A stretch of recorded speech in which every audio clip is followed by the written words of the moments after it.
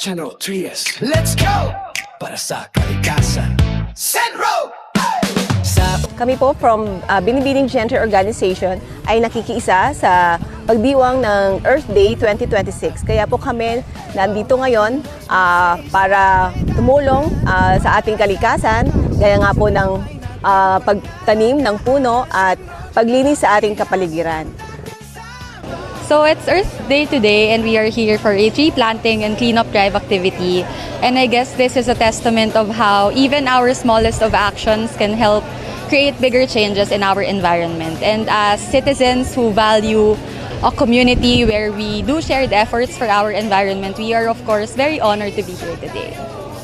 If we can start with one effort, because I believe that's one small step can really make a greater impact over time. Planting trees will give us hope for the future and our earth. And this has won't be the last na kami magkakaroon ng cleanup and tree planting activity. So gusto namin maging sustainable itong project na ito. So every year, sana may suportahan kami ng ating local government para sa mga pag-aalaga natin sa kalikasan. Ano po? Yun lang po.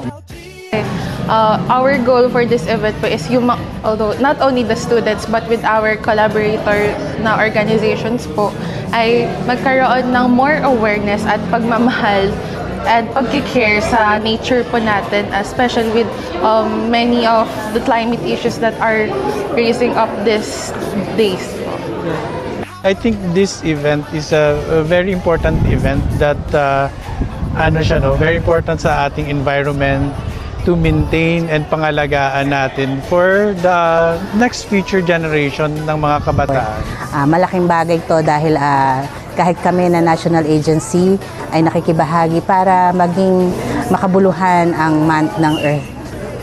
This is a good example for everyone na let's protect our earth, let's protect our nature. It is a very good initiative po as this encourages everyone po to participate po in environmental awareness as well as nakaka-help po kasi sa environment nga po.